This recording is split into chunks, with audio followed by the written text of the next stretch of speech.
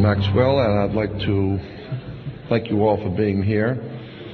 This is the Conspiracy Con 2005, the main speaker's room, and the speaker next is a dear friend of mine, a man who has continued the kind of research that I've been doing for many years.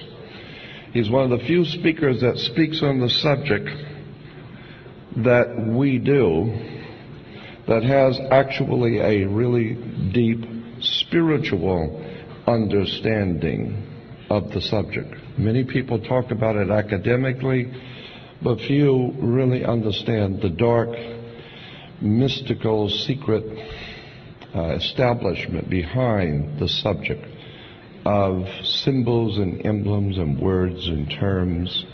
Michael Tsarian has distinguished himself in my eyes as being a man of true spiritual understanding, and this is what makes his work so important in my view. It's both an honor and a pleasure to present my dear friend and colleague, Mr. Michael Tsarian.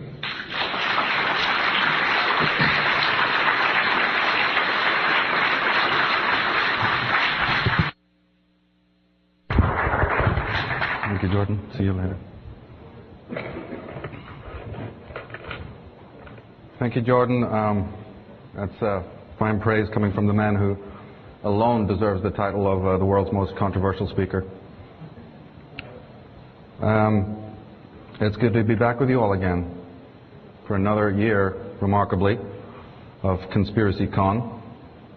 And I'd like to thank you all for being here for the conference and to be with me now. I'd also like to especially thank Brian Hall for, again, working his ass off to pull this event together. It's a remarkable event. It's about truth. And I think that I personally want to thank him. And I think we should all thank him with some applause for that.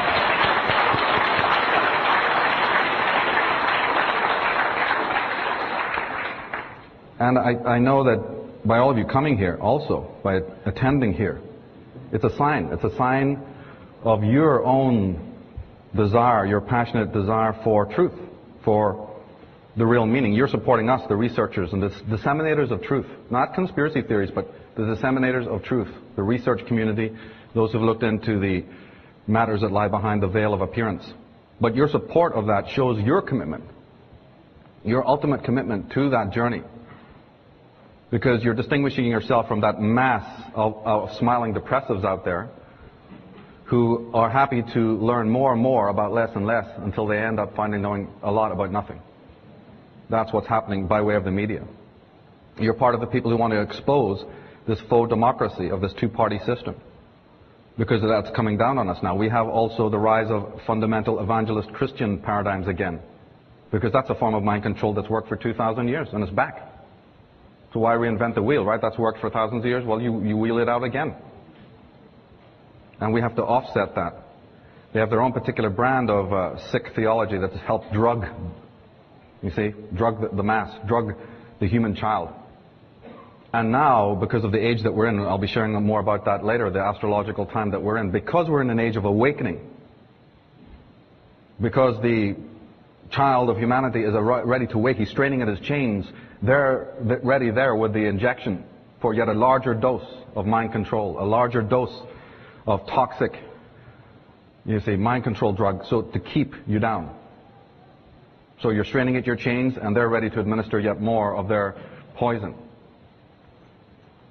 The patient, as he struggles to release himself, the more you struggle to release yourself, the more you're in danger, you see, of a greater barrage of toxicity. Now, as Jordan has said many times, we're not going to understand the world we're living in unless we do understand the past. And anyone who's read my book on Atlantis, almost on the first page there, I even echo that and repeat that and say that, in fact, we better realize that even things that we have taken as being mythologies, things that we consider to be myths, they're about to happen. Things that we take for mythologies St. George and his dragon, right? The fall of Lucifer. Things we think are of the past, they're far from of the past. They might even be things of the future. I know that sounds like a paradox, but think about it. Now, the title of tonight's talk is The Origins of Evil. And if that sounds heavy, it is. I've got some fascinating things to share, and around about the middle of the presentation also, I'll be sharing something of the greatest importance with you concerning the origins of evil and concerning the climate that we find ourselves in politically. During the talk, you're going to discover, when you walk out that door, you will be in no doubt about it. If your ears are open, you're paying attention. By the time you walk out that door, you will know today why evil is in the world. I have been questioning that question since as far back as I can remember. It's what got me into all of this. The question of evil should be on the minds of every single human being in the world. It's not on the minds of everybody in the world, but it damn well should be. And if we don't resolve that and find out why we are so inhuman, where this injustice, cruelty, sadism comes from, we are actually bequeathing that question to our children. And everything else rests upon the foundation of that. Our empowerment lies on that question. And I have dedicated my whole life to that research with the help of mentors like Jordan. We've been asking the same questions, we've been asking the right questions. Because within the understanding of that is the secret to bring this Goliath down. And it won't be the first time that a small band of outlaws has brought down an empire, an evil empire. And it won't be the first time that a giant has been destroyed by a boy with a simple weapon. That boy is America. That boy is the people sitting right here. The intelligence community are you. When you know what the truth is and how to use it. But this story of the origins of evil starts in the past. So let's start at the beginning. Robert, if you want to, we can begin.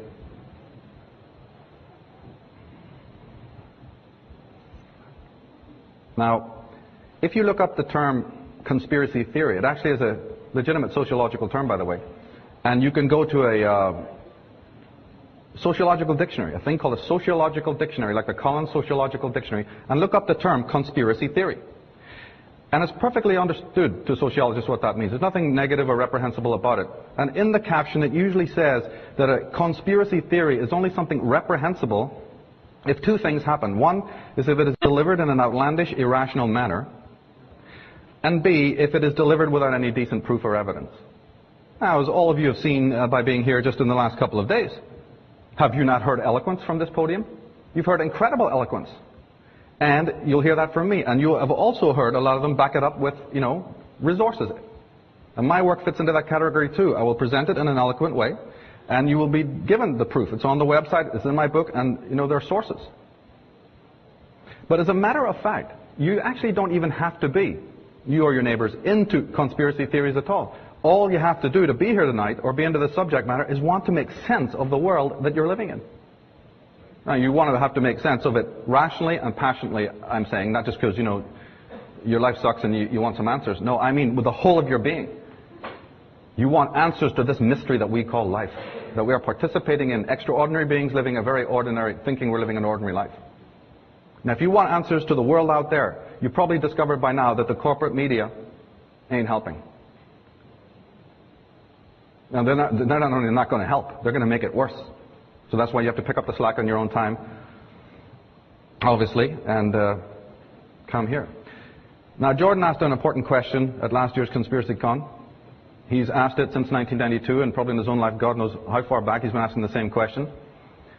A very similar question to what I've been asking after years of researching this particular subject of secret societies, fraternities, whatnot. And that is, look, and I mean, the symbolism shows you already that something's up. If there are lower rungs, if there's lower tiers of the great power pyramid, then who is at the top of the power pyramid? You can't study this subject very long before you'll actually start asking that question. It's a good question. It needs to be answered. Who is at the top? Who is this? Jordan says it definitely could not be a human intelligence, and I absolutely concur with that point. That it's not human because it's too smart. It's too intelligent. If you don't believe it, they're happy to tell you that themselves. One of the most powerful secret societies in the world, not the only one, but one of the most powerful one, was called the Bavarian Illuminati. Please excuse me if you're familiar with some of this material, but I'm assuming that people here tonight are for the first time. Welcome. You came here for truth, you're going to get it. Well, one of the most powerful secret societies in the world was called the Bavarian Illuminati. It was founded by a German called Adam Weishaupt, but the mantle later passed to the famous Italian revolutionary Giuseppe Mazzini. Let's read his own words about his order, these secret societies. He says, "We form an association of brothers in all points of the globe, yet there is one unseen that can hardly be felt. Yet it weighs on us. Whence comes it? Where is it? No one knows, or at least no one tells. This association is secret even to us, the veterans of the secret societies." The head of the Illuminati is telling you there's something above us. 1700s. Well, let's come up a little bit more to date. American history. Walter Rathenau, German General Electric, a man who had a lot of say in American politics. 300 men, he says, all of whom know one another, direct the economic destiny of Europe and choose their successors from among themselves. Joseph Kennedy, and he should know, said that 50 men have run America, and that's a high figure. Benjamin Disraeli, the first Jewish Prime Minister of England, who spent his life uncovering the network of subversive organizations, said the world is run by very different personages from what is imagined by those who are not behind the scenes. And your own Supreme Court Justice Felix Frankfurter, he said that the real rulers in Washington are invisible and exercise power from behind the scenes. Senator Inouye says that there exists a shadowy government with its own air force, its own navy, its own fundraising mechanism, and the ability to pursue its own ideals of the national interest, free from all checks and balances, and free from the law itself. Hell, they created the law. You think they're bound by it? Think again. You're bound by it. They'll kick your door in. But you can't even stop them from the atrocities they're perpetrating on the world. Not yet, anyway. And as a general rule of thumb, to those who have studied this and are also beginning their study in this, let's just realize when it comes to these power hierarchies at the top of the pyramid that I'm talking about, as a general rule of thumb, it's not 100% true, but it's about 90% true. If you happen to see the rulers, the controllers, the kings, the princes, the dukes in the media, that means in magazines and newspapers and in encyclopedias and so forth, and history books and on TV, chances are they are not the architects of the programs and the policies that they are instigating.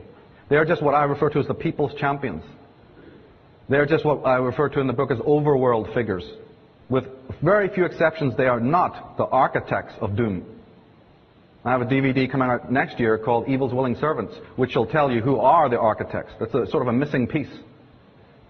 But just for now, know that if you see them on, the fact that you just see them on television, or the fact that you see them in the common media, they're lower henchmen. Never forget that. It'll empower you to know that, because they are not the henchmen. They're power, drugged, sick, perverted, toxic individuals who serve powers behind the scenes. There's no reason in the world to fear them. The symbolism confirms what I'm saying. Symbolism, the key is symbolism, symbol literacy. They may appear on paper, of course, as, at each other's throats, different parties, different networks, all appearing to have this faux democracy, this faux conflict. But as the symbolism clearly shows you, they all sit at Cecil Rhodes' round table. They all are comfortable, the criminals of the world, pretending through their faux conflict that the ship of state is also difficult to run, and the human race is just so hard to rein in and keep them all under order. We have to prevent war and bring peace. It's so damn difficult. Look at how difficult our job is. But whose table are they sitting around? What are the symbols telling you at the G7 summit? On paper, again, it appears to be a two-party system. Is it? They're happy to tell you actually it's not. They don't going to tell you that verbally, but they're certainly going to tell you in other ways by the symbolism that they use, which I hope that most people in this room are able to decode. But think of the mass of humanity who are not. Ancient symbols being used in modern context all over the media, all over the world. Languages, words, symbols that we need to be able to understand what they mean. Doesn't mean the symbol inherently is negative, but it ties in with the fact that they have obediences and allegiances. Not only are these individuals using ancient sacred symbols, but they are a one-party system. Whatever way the coin falls, they win. But more than just using, sacred power symbols and whatnot, these individuals have hidden allegiances that you and I are not meant to know about. So what allegiances? Well, if I'm making a promise to you, but I've got my fingers crossed behind my back, how good is that promise? Well, these characters have very much got their fingers crossed behind their back. They have allegiances, all right, that come before their allegiance to humanity and to the world and to the professed stuff that they're talking about. Here's a perfect example. In Washington, D.C., the statue of George Washington. The whole story is shown to you here. Let's read it. George Washington, it says under the plinth, underneath the bust, Freemason and first president. Let's read it again. Freemason and first president. Now, I'm not even American. I'm actually from Belfast, but I take offense to that statement. Should it not be first president and Freemason? It should be, but they're telling you how the pecking order works. What comes first? And underneath you have the Masonic G. So these behind-the-scenes allegiances come before, and you need to know about it. That's why you never get justice in the courts. That's why you never see any of these people are brought to justice, because of their allegiances that you need to know about that come long before their allegiances to you. Now, in the inception, let's not forget that your greatest enemy of this country wasn't the French, wasn't the Russians, wasn't the outer Mongolians, wasn't the Iraqis, it wasn't the Afghanis, wasn't the Arabs. Oh, guess what? Look it up in a history book. You tell me, who is your first enemy? England, Britain. Now, the British worlds were not worried that force of arms had not secured America for them, right? Because basically they got their ass whipped 200 years ago. Don't let's get started with wondering what happened to America in the meantime to become so complacent. Let's leave that one aside. But armed force, they realized, was only one of many insidious strategies that the royals and their henchmen have used to undermine any rival. The Fabians were sent in as agents in the following years to do their work. Okay, they got plenty of other strategies. So President McKinley, Henry Ford, Howard Hughes, Charles Lindbergh Sr., Senator Joe McCarthy, and anyone else who knew what was happening were either politically or even physically assassinated. Now, who are these Fabians? They're a wing of the secret societies, and they believe in what's called the war of attrition. You should write that down. The war of attrition is very important. The Fabian Society, founded in 1883, played a catalytic role preaching the inevitability of gradualness in the movement towards a socialist society. Socialist is a secret society term, by the way, not a political term. We'll come to that later. Taking their name from the Roman warrior Fabius, who learned to wait patiently before striking a fatal blow against Hannibal. Hannibal is charging over mountains. Hannibal is plowing through jungles. He's hauling elephants across Asia Minor. He's busy crossing lakes. Well, Fabius is sitting whittling on a piece of wood, waiting patiently. Right? The spider in the web. Originally, before and during the American War of Independence, relations were good, very good, with many other powerful nations, like Russia, like France and Germany. People looked to America with respect and admiration. But the Vatican and the British had a great deal to lose if the world's other nations and governments began to base their political systems, you see, on the original American model, which was scintillating. The whole eyes of the world was watching.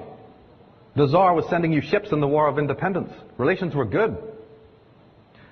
Instead of a Cold War, which you had to endure, your forefathers had to endure lasting generations, what would have happened if the admiring Tsar of Russia had modeled his rule, right? He was getting ready to do it, by the way, before the Bolsheviks moved in. But what would have happened if he had totally based his rule on the American system? And what would have happened, may I ask, to Vatican-controlled South America had North America remained sovereign and solvent up here, right? All that mind control down there under the name of religion. What do you think would have happened down there to that country had America been a shining example? You think that the British and that the Vatican could, tolerate that? The American Democratic Party originally was called the Democratic Society. It's actually an offshoot of the Jacobin Club, or the Jacobin Society, which is nothing more than the Illuminati that we've been talking about. The Illuminati's main tentacle operating in the political domain is known in England as the Fabian Society. Their socialist, so-called progressive, but it's really a pseudo-progressive ideology, is disseminated by the Democratic parties and their other left-wing interests. The main idea was that the Democratic Party would be so habitually dysfunctional, falling over themselves like the Keystone Cops, that it would not affect the changes that it espoused, the wonderful changes. In England, they had to have a socialist so-called party. You know why? Because soldiers were coming back from hells that you can't even imagine, coming back to empty towns where their whole bloodline had been wiped out. Revolution was rampant. They couldn't be, and so the government realized we better do something to appease this because they're ready to, we're still living in our mansions, remember? Ever been to England? Think if you're a soldier who's watched your comrades die on the fields of Flanders, in the fields of France, coming home and still watching these regents, you know, in luxury there. What were you going to do? Think of England in those days, what was going to happen. So they appeased the situation by giving you some welfare, giving you some free housing, a car that's practically useless, and a few other, you know, little benefits to appease the foment that was coming. But this party would become so ineffectual and counterproductive that even the most reprehensible forms of conservatism would in fact gain support. The neoconservatism of the present-day Bush dynasty couldn't have existed without this intentional capitulation. This was recently made evident in the last election. It was part of the meta plan that Kerry would be, you know, quote-unquote wishy-washy and a flip-flopper. Now, the man, again, an overworld figure, don't get me wrong, this man is not the creator of the Fabian Society, but he's technically its leader. From the London School of Economics, leader of the Fabian Society, Sidney West. Let's listen to the man himself. He says, to play those millions of minds, to watch them, and there's the word, the key word, slowly, remember, Fabian? To watch them slowly respond to an unseen stimulus, to guide their aspirations without their knowledge. All this, whether in high capacities or in humble, is a big and endless game of chess of ever extraordinary excitement. They get a kick out of it. That's the way a doctor in a laboratory talks about the rats when he walks in the morning. The Fabian Society infiltrated a group known as Theosophy, a very sacred order created by one of the most powerful female personages the world has ever played host to, Madame Blavatsky. Researchers who have not done their homework blame her for many of the machinations of the Fabian Society. That is erroneous and is karmically reprehensible to blame beings of the light when you haven't bothered doing your homework. This woman went blue in the face, warning that her society was being taken over, warning against combining spirituality and politics. She would have turned over in her grave to what happened next. But you see, she had already created a perfect edifice where the princes and the dukes and the intelligentsia of the world were already members. So the insidious force that wanted to move in, why reinvent the wheel? Move in and take over. It's ready and waiting. A British intelligence operation, says James Wardner in his fine book Unholy Alliance. He says, swept Madame Blavatsky aside, and she was replaced by the British Fabian Society co-founder Annie Besant. Foster Bailey, a 33rd degree Mason, was a leader of that society. His wife, Alice A. Bailey, founded what's known as the Lucifer Trust. Alice Bailey was in the broad circles of society around Queen Victoria, and she always sought the wealthy and titled converts. In her own words, listen to this. She says, behind the division of humanity stand those enlightened ones. All right? So now she's talking about enlightened ones, whose right and privilege it is to watch over human evolution and guide the destinies of men. This they do through the implanting of ideas in the minds of the world thinkers, so that these ideas in due time receive recognition and eventually become the controlling factors in human life. They train the members of the new group of world servers in the task of changing these ideas into ideals. These in turn become the desired objectives of the thinkers and are then taught to the powerful middle class and worked up into world forms of governments or religion, thus forming the basis, and she wrote this at the turn of the century, of the new world order. What's basically this caption telling us? That there's some on high force, the enlightened ones. Remember again the reference? And they are affecting by means unknown to us those policies that, as I'm saying, the characters, the people's champions put into work. Now, as we know, they moved in and took over the reins of the American government through the years, and of course you've listened to many other speakers talk about this. But we want to look for a moment at these American contacts and at the hidden enemies that operate here. Because your dollar bill, as I hope you know by now, and also your cities, and many, many of the other symbols of state and government bear these secret society emblems, coming out of Egypt, but also coming out of the secret society world. On your dollar bill, you have the Illuminati symbol of the pyramid. The Illuminati was founded, as I said a little earlier, by Adam Weishaupt. But when he passed on, the mantle moved to Giuseppe Mazzini, and finally moved to the man on the right, Albert Pike. Every single human being in America should know the name Albert Pike, and very few do. We're talking, you think that the George Bushes and the Clintons and the Roosevelts, and you don't know about Albert Pike? These are the hidden ones that shape the world events. But we almost know nothing about them. Albert Pike is a seminal figure in the creation of the Ku Klux Klan, by the way. George Washington said that I have heard much of the nefarious and dangerous plan of the Illuminati. Now, your neighbor won't believe you. He'll call you a crank. But, the fact is that even George Washington was all knowing about it. It was not my intention, he says, to, doubt that the doctrines of the Illuminati and the principles of Jacobinism had not spread in the United States.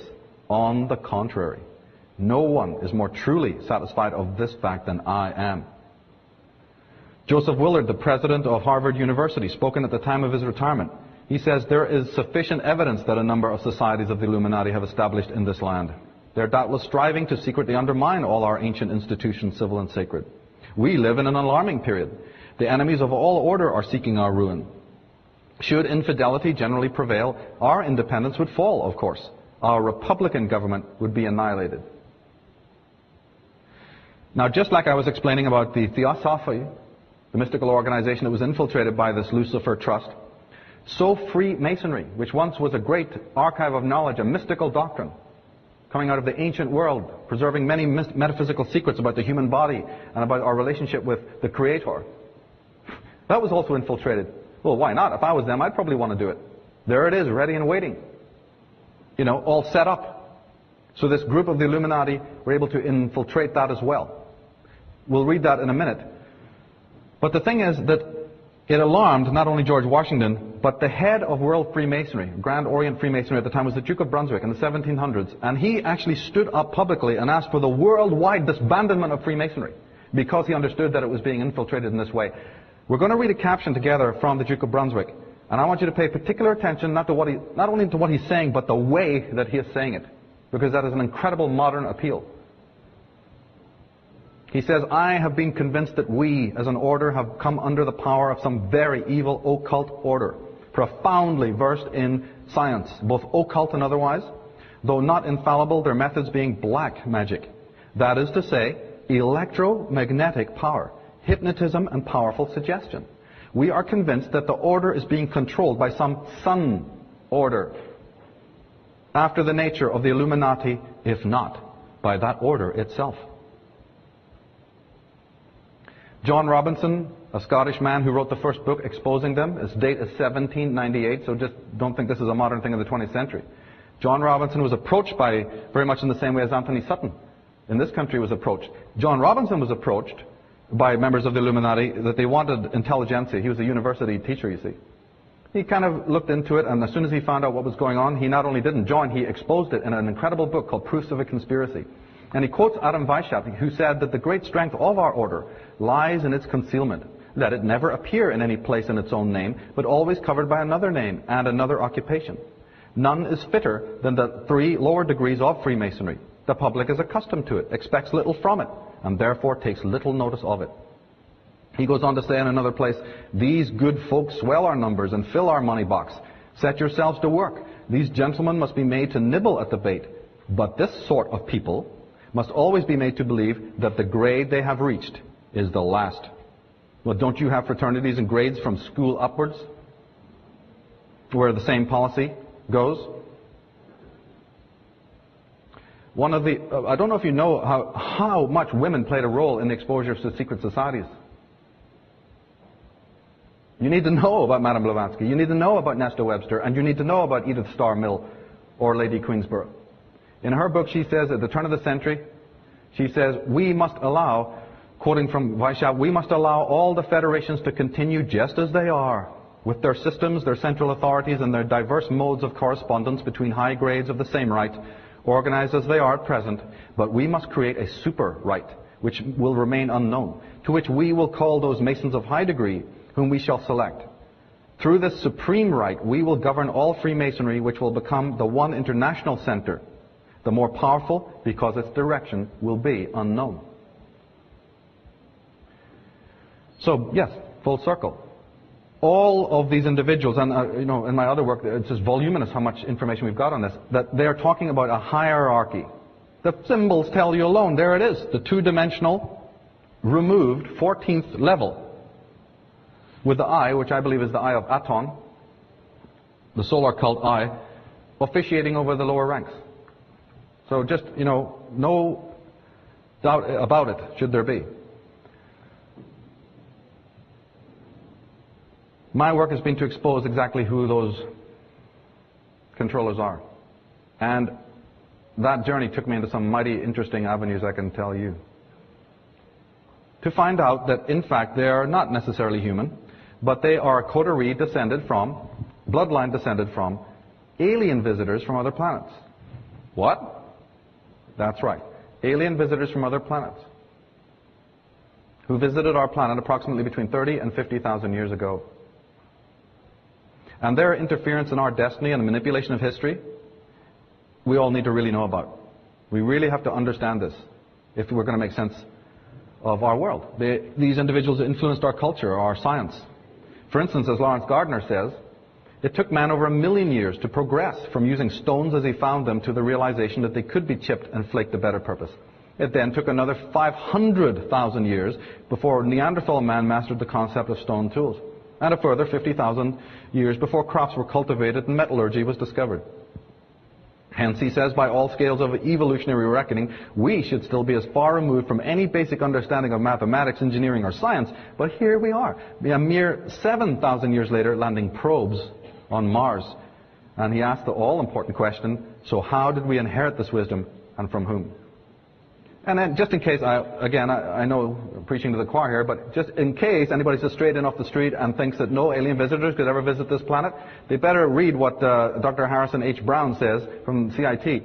He estimates that virtually every star in our galaxy has a planetary system, in each of which 2 or 4 planets might have an Earth-like environment and chemistry that encourages our kind of life to exist. He gives the enormous figure of 100 billion stars with planets in the Milky Way galaxy alone, and get this, there are 450 billion of those galaxies. If that makes you feel small, good. But we don't have to look to scientists for that. My work is entirely based on the mythologies, of the ancient world, the legends. Oh yeah, they used to say it as old wives' tales, so nobody paid it any mind. But we don't have to look to science to wait to tell us what our forefathers were telling us all along. The scriptures, the apocryphal works, the Gnostic texts. Isaiah 13, they come from a far country, from the end of heaven, to destroy the whole land. Isaiah 6, who are these that fly in a cloud as the doves to their windows? Well, who indeed? They're known by many names all over the culture. Jack Barringer, a researcher in this very subject, who wrote a book called Past Shock, he says that there's at least 30,000 texts. And that's only the texts that are left after all the burnings and purgings. There's still in existence at least 30,000 texts talking about this visitation. And every single culture in the world, almost bar none, reveal them. The Nephilim, the Anakim, the giants, the Titans. The Indians know them as the Nagas. The Irish knew them as the Nadreds, which is a word that means serpent. And more recently, they're known as the Brotherhood of the Snake or the Serpent people. And we'll explain that why, because there's been a lot of disinformation about that from certain people within the research community. We'll clear that one up today, too. The word Nephilim, actually, which is the most common name for these individuals. The etymology of Nephilim is uncertain, but the following explanations have been advanced. First, it may derive from nifal, which is a verb, from the verb to be extraordinary, or the extraordinary men. It may derive from the verb en-napal, which means the fallen ones from heaven.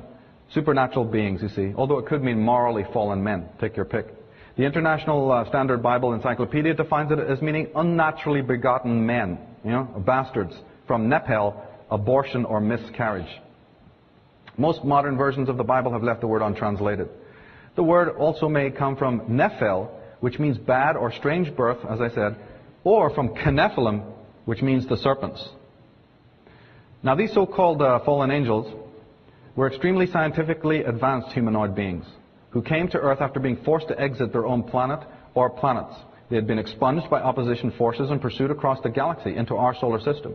And some scientists now are thinking that the sun, in the same way that even Frank Herbert was talking about bending space, and using even the sun as an event horizon. The concept is now coming into science through individuals like Nazim Haramein, that the sun is even a black hole by which you can, fly between the galaxies. It's not my forte, but I just want to put that out there.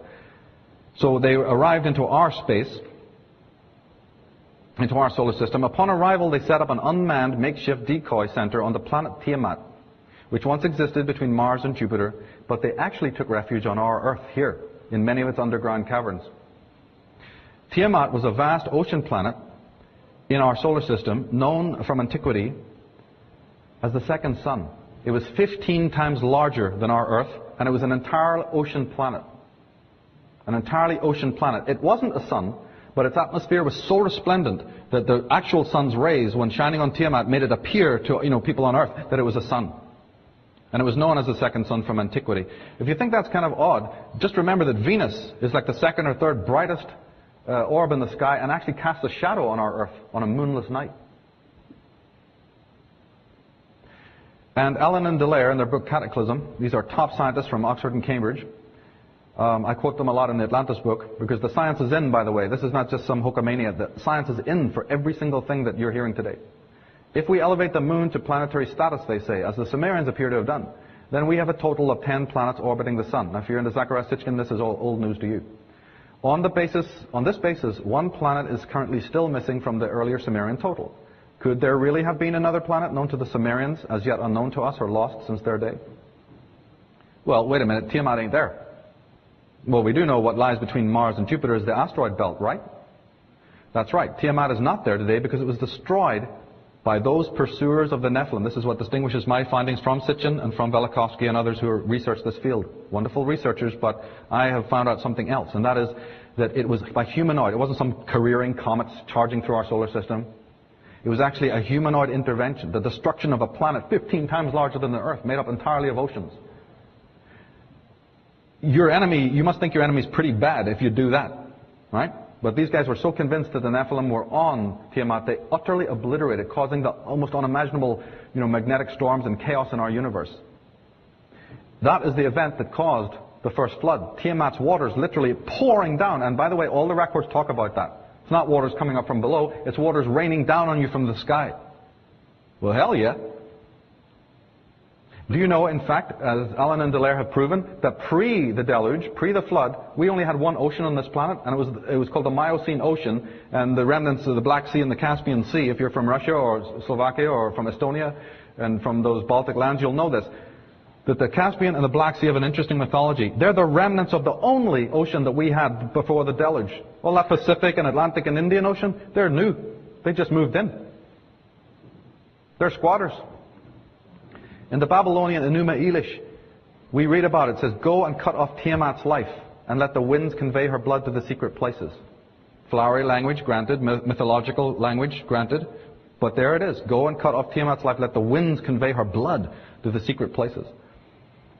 Now, one of the greatest documents that helps to reveal the whole history of the Nephilim is called the Book of Enoch. It should have been in the Bible, but it didn't get there. And behold, a star fell from heaven, it says, and the children of the earth began to tremble and quake before them and to flee from them.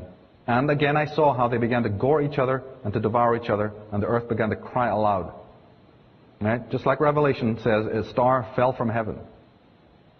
Now the Nephilim were not on Tiamat, as I said. They had descended to earth to hide. After the deluge, they emerged and set up their dummy base. Sorry, not their dummy base, but their actual base, known as Atlantis, on the vast continent of Appalachia.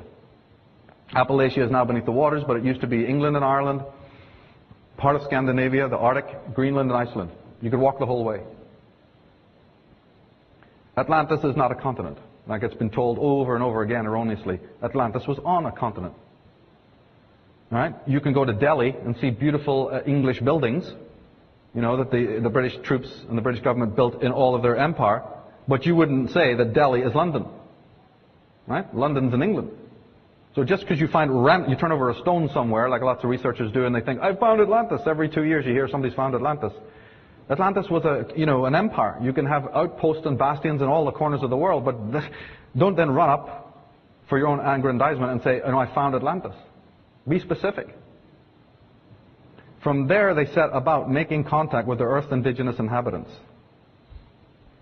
The books of the old world tell us about it. The Bible, Genesis says, the sons of God came in unto the daughters of men, and they bare children to them. Okay, so they even tried to contact, for some reason, best known to themselves, they were interested in the earth women, only joking. And they tried to get involved with them, as you would. Anyway, the Gnostic texts tell us more about it. They say, now come, let us seize. I like that word, seize. Let us seize her, and let us cast our seed on her, so that then she is polluted, she will not be able to ascend to her light. But those whom she will beget will serve us. Gods need servants now? In the Ethiopia Kebra Nagast, this incredible book tells us that the daughters of Cain with whom the angels had companied conceived. They actually did conceive. But they were unable to bring forth their children, and they died. And of the children who were in their wombs, some died, and some came forth, having split open the bellies of their mothers, they came forth by their navels. So this was some hideous, like Rosemary Baby Plus. It obviously didn't work very well. Another Gnostic text, please do not ask me to pronounce that. The daughters of darkness became pregnant as a result of the beauty of the forms of the emissary. As a result of the beauty of the forms of the emissary. That's exactly what Celtic mythology says, that the evil ones were incredibly handsome physically. In fact, in Gaelic, the term we still use today for beautiful, usbre, means beautiful. They'll see a beautiful child and they go, oh, he's such a bray.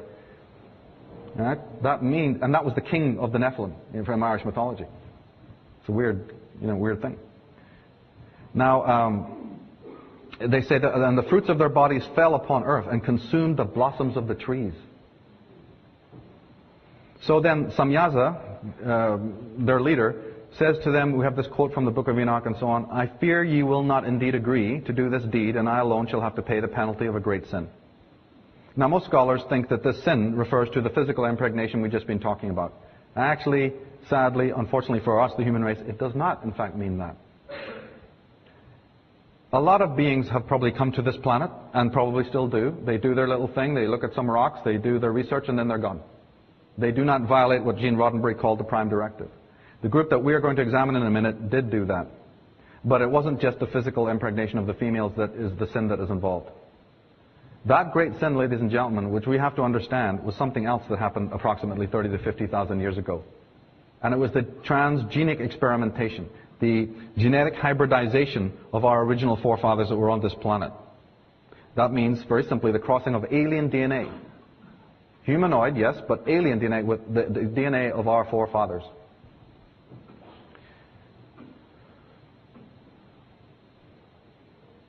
In Genesis 1 we read, and God said, let us make man in our image after our likeness. Let's not get into that whole thing about the hour right now. That's always been a bone of contention. I'd like to explore it, but we haven't got the time. Just let's focus on the fact that it's saying after our likeness. The gods are making man in their likeness. Corinthians backs this up. We read, the first man, Adam, became a living being, the last Adam, a life-giving spirit. 2 atoms? Well, wait a minute. How come we never learned that in Sunday school? What's this 2 atoms bit? The spiritual did not come first, says the passage, but the natural. And after that, the spiritual. The first man was of the dust of the earth, the second man from heaven. So it sounds unspiritual until you decode it. They're literally telling you that the first man, Adam, was of the earth, and the second one is a creation from up there, from the heavens. He's spiritual. That word is so colored that we think it means something holy. It doesn't. It means not of the earth. Another term you might want to use in reference to this is the firstborn. This is a reference to these sons of the serpent, the first, beings that they created. This hybrid race, also known, I believe, as the race of the Elohim. So when you hear about the Jehovahs and the Elohims, that's what you're hearing about. The term that I prefer to use, more modern term in my book, is Homo Atlantis, because this being actually was created on Atlantis. And what a remarkable being indeed. And we're talking to the alien side, it's Mr. Spock, plus thousands of years. Very, very advanced technological beings. And then something else that the alien masters didn't have and probably didn't even understand. The human component, which I believe had the moral sensibility, the violet ray. At least it had the connection to the Earth Mother, the Matrix. A remarkable entity. And we are, in fact, descended from him. George Norrie asked me last night, do you mean that every single is there anybody with a pure, human blood? No, they're not. Every single being today has a various, cocktail of this. We're going to explore that more in a minute. However, the sons of the serpent, the Elohim, you see, had it all turned on. They were just equally intelligent, and I believe they're actually a little bit more, grounded and intelligent than even their masters. So to cut a very long story short, they decided that, wait a minute, this servitude bit, no, we're not into that gig. We want to, blow this status quo. So after an undiscernible time, undisclosed time, they decided to exodus. They decided to leave the continent of Appalachia, to vacate. And they did so, and they set up their own base on another continent on our planet at that time, which was known as Oceania, or better known as Lemuria. And they set up their own thriving culture there. And many of the scholars who look into this say that it's all the high culture, the Mozarts, the Beethovens, the Salvador Dalis, the whatnot. That's where that's coming from. Okay? Lemuria is an interesting name. Etymology tells us an awful lot. It means the land ancestral, land of the ancestors from Mu or Muhadevi, the Hindu mother goddess. This goddess was the personification of Lemuria itself, the motherland of humanity. Shiva, her counterpart, the great father of humanity. An Indian Tamil text, the Silabadarkan, says that describes a lost continent in the Pacific and Indian Ocean. It calls the Kamai Nadu, or the Kamari Kundum, means the dragon land of the immortal serpent. The rebellion and exodus of the sons compelled the Atlanteans to return to their drawing boards. They began a second major hybridization program and created a Mark II being that we can call Adamic. These beings were of both sexes, but in the beginning they could not reproduce. They made excellent servants in the garden. Ancient chronicles, ancient texts, and sources. We know that when the conquistadors got to South America, Zamaraga and these bishops and cardinals were just burning and desecrating the ancient chronicles all over the world, but they especially did it in South America. I want to share with you a caption from a Mexican codices, one of the remaining books, and it's the Popol Vuh. It's one of only two, like the Dresden Codex, the Popol Vuh. I think that's about it, basically, that will survive. I want to read this with you, and again, if this is any example of what these many burned books contained, and I do believe it is, we can understand why they were burned. The Popol Vuh says, and this is the God speaking, "Let us make him who shall nourish and sustain us. What shall we do to be invoked, to be remembered in earth? We have tried with our first creatures, but we could not make them venerate us. So then let us try to make obedient, respectful beings who shall nourish and sustain us." Now the question immediately arises, why would gods need servants to nourish and sustain them? And what's this bit about the first creatures who wouldn't and the second ones who would? If this is an example of what was in those ancient books, we have now a handle on why it was so important for the ruling dynasties of the more later times to get rid of them. Same thing happened in Ireland, desecrations untold. And not only of books. In the Babylonian account, man is to be merely a slave brought into being by Marduk at the plea of the defeated rebel gods, so that those gods themselves need not be subjugated to servile labor. Man would be a puppet, a lowly primitive creature. The Epic of Atrahasis, which dates to about 1630 BC, found in the Assyrian Library of Nineveh, and Sir Zacharias knows all about that book. It says that in a similar vein to the Enuma Elish, one of the main ideals is to show why man was created by the gods. It was so that they themselves need not work on the earth to produce their own food. Now the alien geneticists did not desire a repeat of their first experiment. They realized that the error, the first time, the error had centered on the intelligence of their Mark I experiment. Therefore, in the Mark II experiment, Adamic man's intelligence would be confounded. Adamic man's intelligence would be confounded. Well, we hear about that, but we don't know we're reading it. Because the euphemism that has been used for that state of dumbed downness is the word naked. So just remember, when you read the word naked in the Bible or the other apocryphal works, that Adam and Eve were sent into the garden naked, please understand that it is a euphemism for being in a state of intellectual, psychological ignorance. It doesn't make any sense in the world to think of it as physical nakedness. They were in a dumbed down state. Well, listen, you can sit in a laboratory now, or half an hour, they'll stick a few probes in your brain and you'll be naked, you'll be dumbed down. They can do it in half an hour. Think what you could do if you had the power of the genome and the cell and the mitochondria. No problem. Genesis 3 says, "By the sweat of thy face will be thy bread." This is God, by the way. This is your God talking to his creations. "By the sweat of thy face will be thy bread, until you return to the ground. For out of it you were taken, for dust thou art, and to dust thou wilt return." They give you the same line when they're putting you in the dirt now. When you go to a funeral, perk up, listen to that. And listen to the condescension that's behind it. My father died, he's not dust. Your parents have died, they're not dust. Who is this that calls our parents and the fallen of our planet the dust? Genesis 11 says, and the Lord said, look, the people are united and they all have but one language. Come on, let us go down and therefore confound their language so that they cannot understand one another's speech. Again, this is an oft-quoted and oft-researched passage. But the language is not verbal. All right? This is the language of the chemical soup. Now, thank God, we've come far. We can look back at this and understand it. This is the symbiotic, spiritual language that's being confounded. Genesis 3:22, and that number 322 is a very important number to secret societies, by the way. In Genesis 3:22, and the Lord God said, behold, the man is become as one of us to know good and evil. Now, lest he put forth his hand to take off the tree of life, we better get down there and do something. This is an implication that the first creatures did have full knowledge of good and evil, but this time that would not be permitted. So they had to do something. That term tree of life, by the way, is a term that relates to the DNA. DNA was known in the ancient times. I know most people don't believe that that's possible, but it was.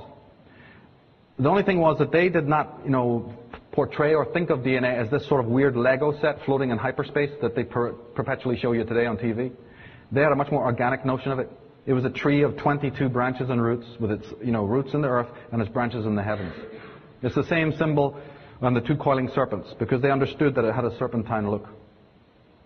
And this is probably a good juncture as to explain why the term serpent was used. It's not because they look like serpents. They look humanoid. The Semitic word for serpent is nahash. And that word also has a second meaning of discovery, to find out. So evidently this refers to science. Therefore the Nephilim were super scientists. And the term serpent stuck because that's what it means. Because under the microscope they've actually looked at it, and the DNA helix looks like a serpentine shape. Therefore those who were the scientists, as the medical profession and conglomerate still use today, the caduceus of Hermes, right? Those who had the knowledge of that would wear the logo or be called the serpent people. Not because they had scales and looked like serpent people. In Genesis 2 it says, and the Lord God formed man from the dust of the ground and breathed into his nostrils the breath of life, and man became a living soul. You see on the God who's doing this, you see what? The twin serpents of the DNA. You always see that if you look at the great mythologies of the world. The Indian shamans, Native American shaman, using the serpents. In that previous picture, you not only saw the twin serpents, but you saw this thing that all the gods of Egypt hold. It's called the Ankh. And everybody's got a theory about the Ankh. It's meant to be breath, it's meant to be life, it's meant to be the union of opposites, and of course that's true. But actually, ancient people, like Hebrew and the ancient languages, did not use vowels. So we have many words come down to us that use only strong consonants, or what would have passed for consonants. The word Ankh, by the way, if you add in the other sound values, is actually the word Anu, right? N-K, Nakhi. So just know from now on that the Ankh, if you see the god holding the Ankh, it literally is the composite word of the word Anunnaki, which is known as the word for the fallen angels, or the gods from on high, Ananaje, the heavenly serpents. So that's what the Ankh really stands for. But we find serpent symbols all over the place. We find them in the modern milieu as well. We find words of power that we don't mean anything in English, but until you discover what is being said. What is the serpent that encoils Euroborically? What is the Pentium, the room of the five, or the Serpentium? We have symbolism that has always troubled me. We've got Knights of Templar crosses, Maltese crosses. We've got green dragons crowned, devouring human beings. Where do these symbols come from? Why are they being used? The Italian Prime Minister Berlusconi, here's his house. Instead of having a paddling pool for the kiddies out in the front garden, now he prefers a black serpent eating a human being. I'd love to hear the story that he tells you when you ask him, hey mate, where you got that black serpent in the garden that's eating a fella, He goes, it's a tattoo. But the fact of the matter is, even the positioning of these people's houses or on special vortexes. There's a subject that's very important to understand related to archaeoastronomy and geomancy about why, like the ancient fathers did this. They put symbols in the earth, did they not? Well, it's happening again. Freemasonry, we looked at the compass and the G earlier on, and of course researchers are always telling you the G represents, oh, it's God, it's Gaia, it's geometry. No, it's not. The lowercase g, when it's done like that, is a little cryptic anagram for the serpent. That's why it's there. Because the Masons, now being infiltrated and so forth, right, are doing the work. That's why George, there's lots of kings called George. The Georgus, St. George and the Dragon, right? George and the Dragon, not James and the Dragon or Johnny and the Dragon. It's George and the Dragon. Because the G is important. Don't believe me? Think I'm making it up? They're happy to tell you. There is the serpent G in connection to the gene trust. And they're asking you to be a part of history. Yeah, their history. But we have to get symbolically literate because they're showing you ancient symbols out of the world of religion and theocracy and theology, right? Always when they're dealing with high-end science. We just think it's a cute design and don't think of it anymore. But everywhere you see something spiritual, it's always alongside high technology. Right? Every time you see something about genes, it's some meditation pose or spirituality. Every time you see the DNA, they're talking serpents and trees. Here's the one for the countdown of war, the latest war, when war was declared on Iraq recently. This is the cover of Time magazine. They're calling it a special report. But on the front cover, you don't see troops and, and tanks and whatnot. What do you actually see? Right? Here we have a countdown to war, but we get the main story is solving the mysteries of DNA. We're going to find out what the connection is, but look at the symbolism. Solving the mysteries of DNA, and they're showing you from the book of Genesis. The tree of life, the primal parents, and the DNA serpentine spiral. Did they know something we don't know? Now the Lemurians, or the sons of the serpents, became aware of their creator's second experiments, you see. See, on Lemuria, this other coterie of basically enlightened beings, they're not dumb, They're watching their forefathers on Atlantis, thinking they might get up to this. So the Lemurians actually do become aware of their creator's second experiments. Now they have a dilemma, realizing that the race of Adam, you see, was in fact kindred to themselves. They both possessed the human DNA.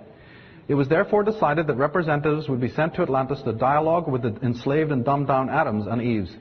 Thus we have the story, corrupted later, of the serpent entering the garden.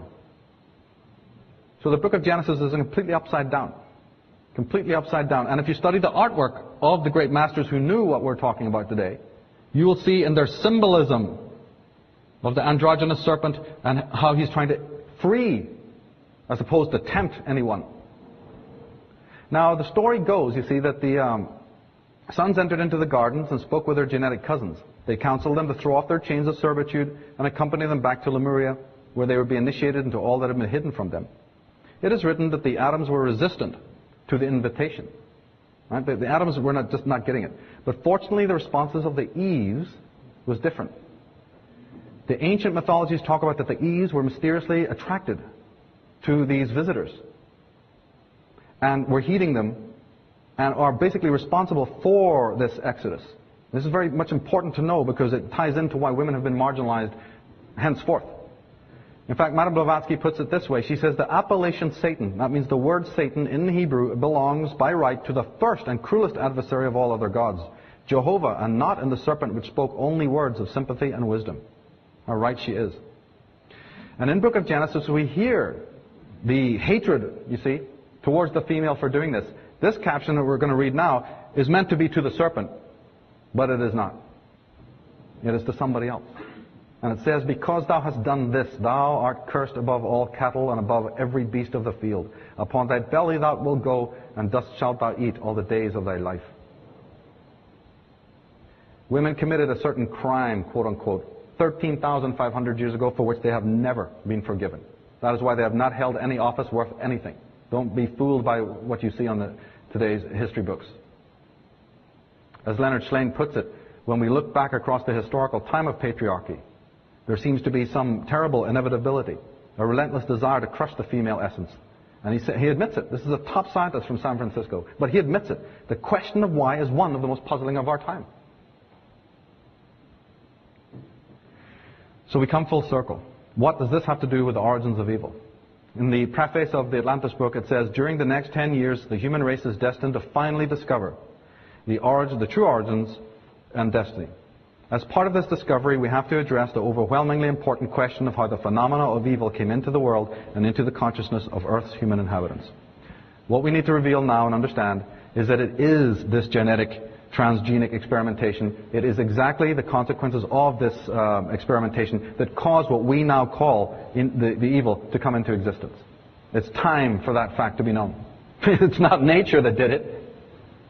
Nature, which is in perfect balance from the biggest neutron star to the smallest quanta. Why would it put a proclivity so deadly in its highest creation to undermine its own order? To even, embody such a monstrous idea is to be utterly under the worst kind of mind control. Because if nature is dumb and made a mistake and kind of blew it, then aren't we then justified in the slaughter of nature and the degradation of nature and the indigenous people that are also in harmony with nature and the animals which are our brethren and our teachers? Look what happens when you embody such a lie. No, ladies and gentlemen, it is constant tinkering and tampering with the inviolable laws of nature that cause such things like evil to come in the world. It's not some Darwinian blunder. What a notion. How dare we think that when we have a universe in perfect balance all around us? The very word Adam means cut off or divided. Adam comes from Adom, meaning the divided one. Well, yes, if you're divided inside, if you're schizophrenic inside, if you're bipolar, we're not even talking psychologically here, we're talking genetically, right? If you have bipolarity on that depth of your level, then it echoes through your being. If we are psychologically, emotionally, genetically schizoid, aren't we going to create a schizogenic society? So you can wave all the placards you want, and you can try to, mend the problem by running around in the streets and getting into the political pigsty. But haven't we seen that nothing's ever got done that way? Because we're not even focusing on the right place. We are generating it from within. You can't scrub the outside of a suitcase to clean the laundry inside. Well, you can try. It would be a comedy for everybody watching. Comic relief. But I think your laundry is going to remain exactly as dirty as it is. You can't make a dish and, just say, oh, I don't have any salt, but this stuff called sugar looks like the same, it'll do. And hope to, that you can exchange those two ingredients and that the dish is going to come out fine. Just because it looks the same. In fact, Leonard Slane, talking about this, recounts Plato, and we read something absolutely remarkable, which has meaning for everyone here. Zeus gathered the gods in council to express his concern that these unusual creatures would one day challenge their hegemony.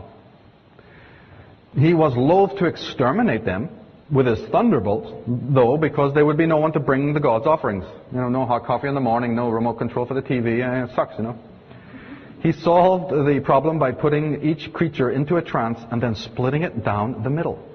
Upon awakening, each half only dimly remembered what it had been prior to being cleft in two.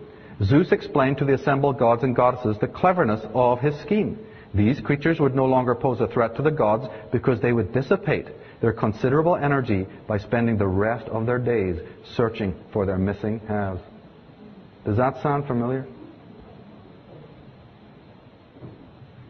Leonard Slane goes on to say in another book, Eve's descendants have steadily accumulated the power to destroy each other in an unholy Armageddon, and like sleepwalkers are shuffling towards a planetary ecological disaster. How could a slight 5-foot-tall, two-legged animal create such sublimity and then wreak so much havoc in so minuscule an interval in Earth's history? You'll walk out that door and you'll know why. Erich Fromm, the great German sociologist and social critic, says that the detailed description of the life of primitive hunters and food gatherers has shown that man, at least as he fully emerged 50,000 years ago, was most likely not the brutal, destructive, cruel being, and hence not the prototype of man the killer that we find in more developed stages of evolution. So he's dating it. He's saying, say about before 50,000 years ago, there's no evidence to show that man had these capacities for inhumanity that we have now. And we've talked about it, I've talked about it, and even on a much higher level, philosophers and savants have always talked about it. It's a very serious question in life. What is the real difference between man, right, and the primates? Or man and beast? The only trouble is, do you really want to know the answer? It isn't pretty. Man differs from the animal, all right. by the fact that he is a killer. He, the only primate that kills and tortures members of his own species without any reason, either biological or economic, and who feels satisfaction in doing so. I've lived in Ireland, I've seen it. Tolkien was in the trenches, he saw it.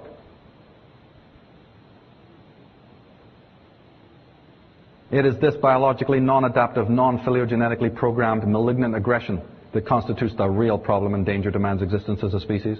The most ample and horrifying documentation for seemingly spontaneous forms of destructiveness are on the record of civilized history. The history of war is a report of ruthless and indiscriminate killing and torture whose victims are men, women, and children. Many of these occurrences give the impression of orgies of destruction, in which neither conventional nor genuinely moral factors have any inhibitory effect. There is hardly a destructive act human imagination could think of that has not been acted out again and again. Schlein says that in regards to aggression, creation is a nightmare spectacle taking place on a planet that has been soaked for hundreds of millions of years in the blood of all its creatures. The soberest conclusion we can make is that the planet is being turned into a vast pit of fertilizer. The major rise in killing prowess occurred primarily in the last 100,000 years, and look at this.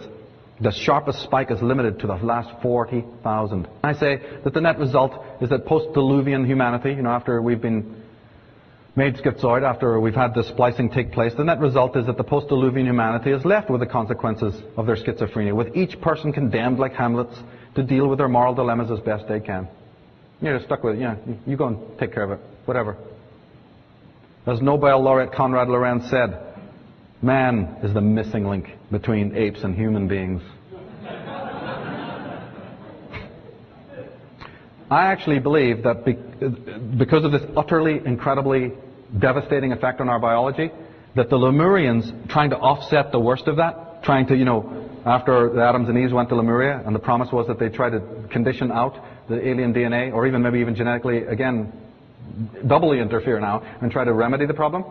But I actually believe, just for your interest, because I know many of you are into the mystical tradition, I also believe, and we can talk about this later, that the yogic systems actually probably date from the time of Lemuria. They may have been devised for the express purpose of combating the alien proclivities or for conditioning out the alien DNA.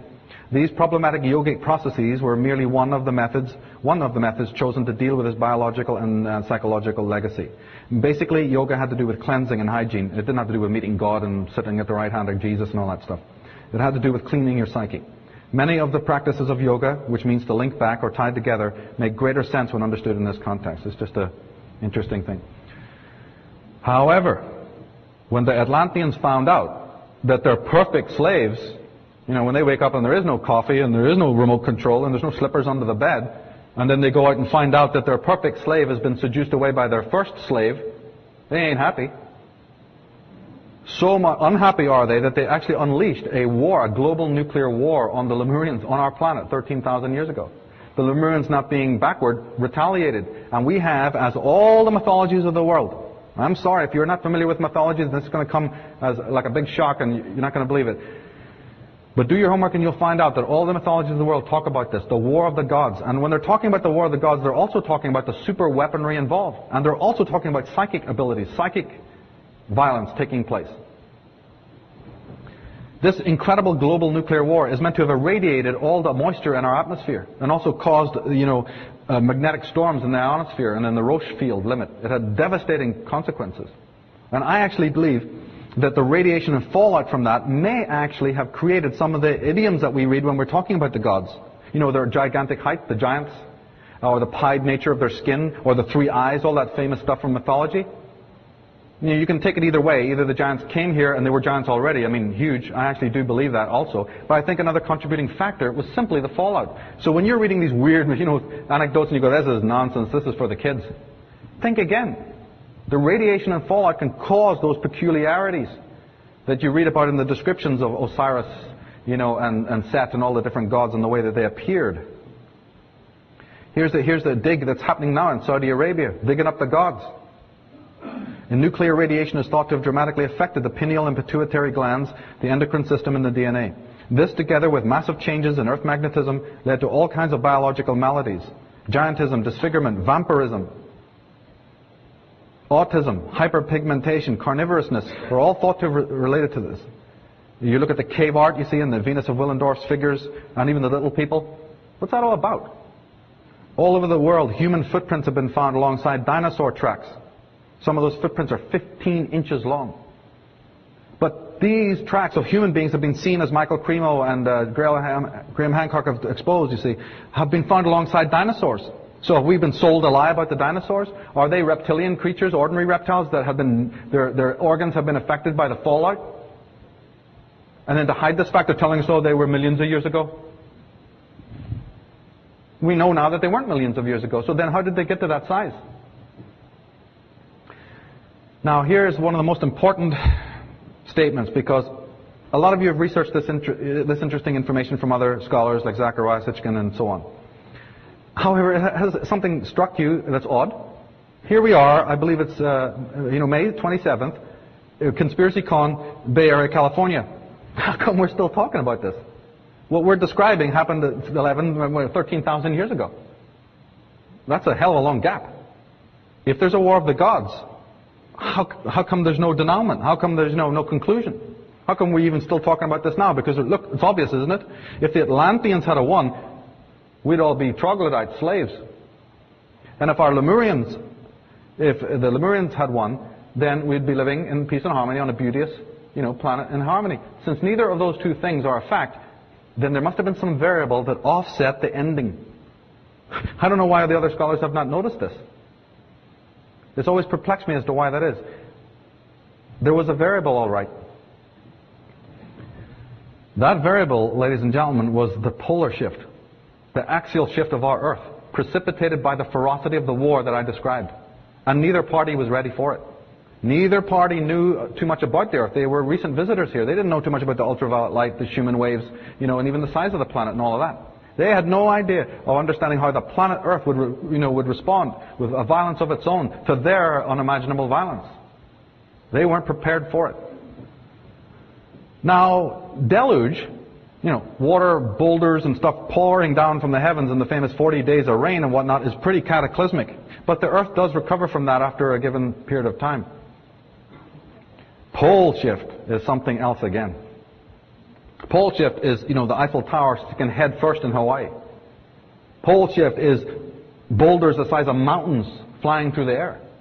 Pole shift is the mass extinction of almost all the flora and the fauna on the planet. It's all etched inside your racial memory, by the way. I know that the psychologists have fooled you into thinking that a lot of your psychological fears and phobias are psychological in nature. No, they're not. They're physiological in their nature. They're your memory of these very events that happened in a blink of the eye ago, historically speaking. And that is the reason why none of this is here anymore. Because not one, it's another piece of disinformation, not one continent sank beneath the ocean, but at least 4. Avalon, remember famous Avalon? And Lyonnais. But actually there was massive continents. Appalachia sinks beneath the waves. Tyrrhenia, Oceania, Beringia, Fennoscandia. And the Miocene Ocean, they say, it tipped out of its basin and became the Mediterranean. What the Mediterranean is today is the old Miocene Ocean, and all that got left was the Black and Caspian Sea. You can't imagine the havoc. Allen and Dallaire go into describing it in their books. I have abstractions in my book of their work and talk about it also. The world reels, the world dies. Atlas actually means, Atlas coming from Atlantis, the word actually means the one who could not withstand the skies. Ireland is actually known today to be called the Blessed or Fortunate Isles. Why? Because it was known to the people there, you see, that it had actually survived this cataclysm. That's why it was given that name. The Egyptian papyrus says that south becomes north and the earth turns over. The Bible and the apocryphal works tell us the earth is utterly broken down, moved exceedingly. Moved exceedingly?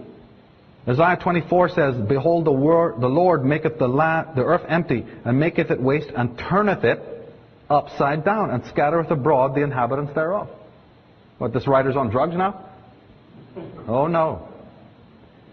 2 Peter 3 says, For this they were willingly ignorant. I love that, willingly ignorant. The world that then was, being overflowed with water, perished.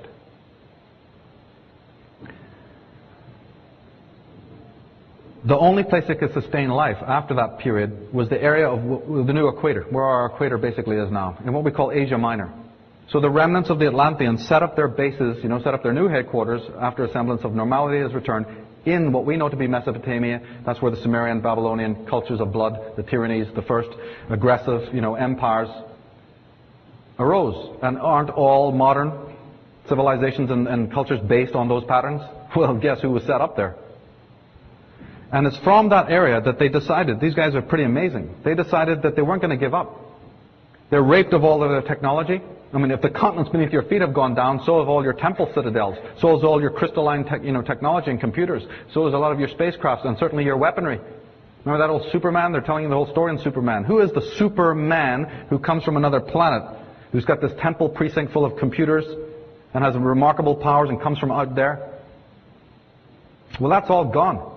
It's like your old frontier western guys, if they take the gun off them, they feel naked. Well, think you got those kinds of guns. You may have it all up here, but if you don't have the tools, the hardware, what good are you?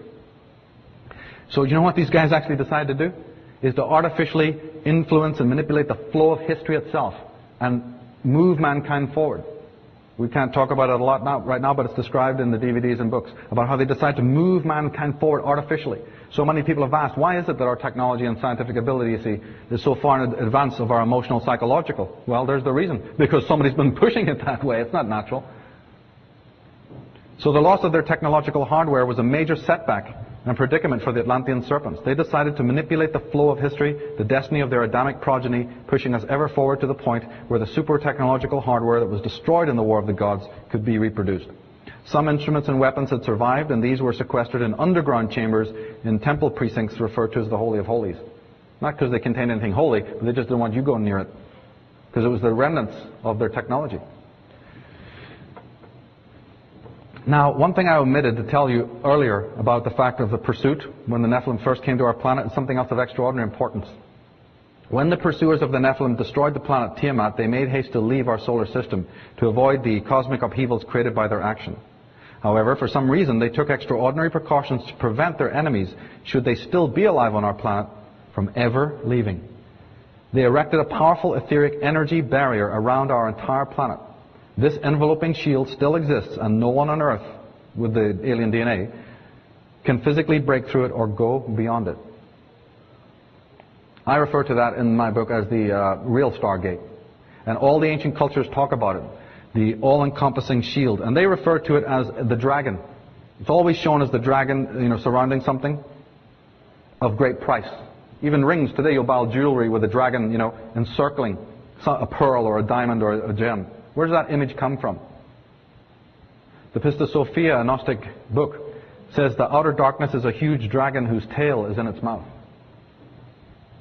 In Revelation 8 we read about it, the fifth angel. And the fifth angel sounded, and I saw a star fall from heaven unto the earth, and to him was given the key to the bottomless pit, because the earth is now in quarantine. God spared not the angels that sinned, but cast them down to hell and delivered them into chains of darkness to be reserved unto judgment. Now, about the time of the 15th century, as they were congratulating themselves on this progress of trying to build back, their technology, they were doing pretty good up until the 15th century. It's then that the alien bureaucracy discovered the presence of this Stargate. They had to face the fact that even if all their technological hardware was successfully reconstructed, they still couldn't vacate the planet Earth, which had been placed under quarantine. They're laboring away to move mankind forward for countless thousands of years, and then when they have enough flying saucers, as William Bramley proves, those saucers existed in the 15th century. They take them up there and they're bouncing back. They had a massive predicament, what to do. And many of the idioms that happen on this planet since the 15th century are explained by this. But undaunted by this discovery, the alien progeny decided to press ahead. They put their greatest intellectuals onto the problem to see if a solution could be found, believing that what technology could erect, technology could take down. The major dynasties of the planet underwrote occultists, scholars, scientists, and philosophers to work on the Stargate problem. Elaborate efforts were also made to cover up the existence of the real opus. The perfect covers came to be that of both science and occultism. And it was so effective that even today most students or practitioners of both science and magic are unaware of the practical importance of their work and to whom it is of benefit. Those of the inner sanctums also adopt clever cover acts and stories in order to be able to work undetected. Fronts are utilized by all major criminal syndicates, and it's no different with the children of the Nephilim, who have a great deal to hide from public view. And the top of the Nephilim bloodline during the 15th century was Queen Elizabeth I, the Virgin Queen. And she put her top mystics and scientists onto the job. The man on the left is John Dee, her own court astrologer, and he worked also with a clairvoyant from Ireland called Edward Kelly. And they were put onto the problem. Dee is an interesting character because he turns out to be the original 007. He used to sign his name 007. And he also is the creator of the British intelligence, secret intelligence, the first ever secret police of the world that's now MI5. And the symbol is very curious, isn't it? Because it looks remarkably similar, does it not, to the symbols we were looking at a little earlier. Now, John Dee was one of the most powerful black magicians in history. He decided that it would be better to contact pan-dimensional intelligences to solve their little problem of quarantine. Via his system of magic and divination, he succeeded in opening a portal to these fourth-dimensional entities, or oversouls. Dee became a living macroscope. This is not the first time in Earth history when such a forbidden rite was undertaken. Every time it occurs, it has the severest repercussions for history. Macroscope? That's right. If somebody had told us that under our level of sensual perception, there's a whole microbe world of microbes and little organisms and a whole eco-structure there, we'd have thought they were raving lunatics. We'd probably taken them down to the square and burned them as a witch. But then along comes the invention of the microscope, and suddenly we're convinced and, roll over and forget about it. Well, above the level of human perception are the macrobes, right? Oversouls. Not necessarily positive, but a whole other race of beings. This is what the philosophers are telling us. And John Dee decided that he has to contact those individuals to see if they have any answers to the problem. And they did. He became a living macroscope, literally opening himself up as a human portal to these entities. Now, in short, Dee was told that there were two cardinal premises which needed to be mastered before the Stargate could be opened.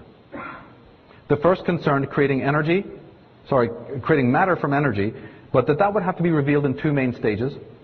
And the second key had to do with the properties of a certain element that we know as silicon. All right?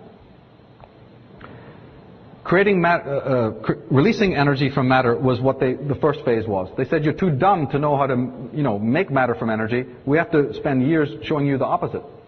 How to release energy from matter. So in 1945, when the atom was split and the bomb was, detonated, that was the moment when phase one was completed. And they could then, from 1945 till now, move on to literally the nanotechnologies which are in vogue now of trying to make matter from energy. And the second phase involved silicon, which of course implies what? The computer. And the symbolism lets us know what's going on, if you know how to decode it. The half-open door always represents knowledge being revealed, secret knowledge being revealed. It's a Masonic symbol. And again, the purveyance of spiritual and mystical and magical symbolism, we'd wonder what is under the subtext there. Because we've got symbols that are telling us in the technological world what the real agenda is. We've got pyramids and earths. Again, we've got pyramids ascending up into the sky to break through into another world outside of the sky. We've got pyramids and striations, Masonic striations. We've got the American Business Award given right here in the Bay Area. But what does the award look like? A Masonic pyramid. There's the ideas to break out of here. The whole Atlantis shuttle bit is part of that. Because they don't like it here. They think this place is terrible, as the old Templar inscription at Rennes-le-Château says. This place is terrible. But they don't mean France and Rennes-le-Château. They mean the planet itself. Now, up until now, even with the vast majority of their sophisticated technical hardware again in their possession, the progeny of the Atlanteans are not able to break out of quarantine or out of their internment on the Earth, this silent planet. The commission to build a craft to go beyond the moon has been even privatized. Paul Allen announced his prototype craft on May 15th, the Mercuralia. The day that the world Illuminati meet, by the way, is May 15th. It's a very important day. It's the day the Matrix movie was also released. HAARP waves, microwaves, are continually being beamed onto the ionosphere to superheat the sky to try and make a breakthrough passage. Go and ask Nick Bijak why HAARP is millions of volts stronger than it was ever meant to be on paper. They have no answer for you. In fact, it's so much superheated the ozone layer, the ionosphere, that the ozone layer hole got created than they told you at CFCs and your McDonald's cartons. But the most important question is, why the big hurry? Why are they, moving technology forward in order to get out of this planet? This brings us up to the conclusion as to why they'd be moving so fast. There are many theories I want to share with you, but the first one involves a thing that is known colloquially as the photonic energy band, or the photon belt. That's meant to be coming about December 21st, 2012, as the Mayan calendar predicts. That at that time, our solar system and all of its planets move through a band of highly ionized, highly photonic energy, which has severe consequences for anyone who's toxic. Because light has certain spiritual principles, and photons are the highest form of light that we know physically. Mother Nature knows how to clean herself. There's a spin-dry cycle coming for the planet and the solar system. Get ready. The photon effect, Robert Stanley says that he reported on the discovery of the photon band by satellite in 1991. He says Barbara Han Clow actually talks about it in her Palladian agenda. She says that the excesses of photons are being emitted from the center of our galaxy. Our solar system enters the area of our galaxy every 11,000 years and then passes through for 2,000 years while completing its 26,000-year galactic orbit. We read that the photon effect is caused by the precession of our solar system and its accompanying planets around the central sun called Alcyone. This counterclockwise cyclic precession around Alcyone requires about 26,000 years to make one complete orbit. Our present-day sun, moon, and planets must twice pass through the photon belt during this time. That is, once to the north and once to the south. During this cycle, there are 2 periods of darkness and 2 periods of light. The periods of darkness, which constitute the vast majority of that rotation, consist of 2 periods of about 11,000 years. Following each period of 11,000 years or so of darkness, we then emerge into 2,000 years of total light, which actually constitutes the photon belt. So what they're saying is that the north and southern points of that great orbit are 2, you see, periods of 2,000 years where the whole of our solar system passes through that. It's what it is literally the roach cleaner on his way. Right? In a year, doesn't nature go through her spin-dry cycle? It's the same way up the fractal. It's the same way up the Fibonacci series. The photon belt was discovered in '61 by satellite-borne instruments. It comes around every 10,000 years or so. I mean, all these points can be debated, by the way. There's a lot of debate on this, but this is just the basics. Earth is thought to have entered the outer perimeter already. The sun's radiation, they say, will be, well, of course, it's the biggest light source of our solar system, so of course, photonic energy, definitely going to affect it. Electrons will be affected. Everything around you is made of them. And this will generate photonic radiation. If the sun enters the belt first, it will disappear and darkness will ensue. That's the famous 3 days of darkness. If the earth does, then the entire sky will appear to be on fire. All things will emit light and phosphorescence. Darkness will not exist. And some people are even speculating that it'll affect our DNA. Deepak Chopra says that photons come out of nowhere. They cannot be stored. They can barely be pinned down in time. And they have no home in space whatsoever. That is, light occupies no volume and has no mass. The similarity between a thought, and this is interesting, the similarity between a thought and a photon is very deep. Both are born in the region beyond space and time where nature controls all processes in that void which is full of creative intelligence. So it's connected. Light and thought are connected. Jeremy Narbury, talking about the biophotonic action, says, in the early 1980s, thanks to the development of a sophisticated measurement device, a team of scientists demonstrated that the cells of all living beings emit photons at a rate of up to approximately 100 units per second per square centimeter of surface area. They also showed that DNA, well, literally was the source of that photonic emission. So photon band equals changes in your DNA. Whatever the changes are, it doesn't concern me that much. But I just want to know there's a link. Well, hasn't the mythologies and the religions been telling us that anyway? That you are the temple of God, the sun of the universe is inside you, you're the intelligence? So we have the photon band concept, but there's something else that needs to be understood. Constellational alignments. In my DVD 2012, that's what this deals with. Because there's other things that you need to know about concerning this, because that might happen very soon, from 2007 onwards, in fact. And the most famous one of those, of course, is the Maya date of 2012 and the so-called Age of Revealing. You can't think about the 2012 date without thinking of what the Maya called their last 13-year countdown. Well, that last 13-year countdown obviously started in 1999. The exact midway point of that was November 8th, 2003. Well, we're already way past that. We're already past the halfway date of the last countdown of 13 years. That is why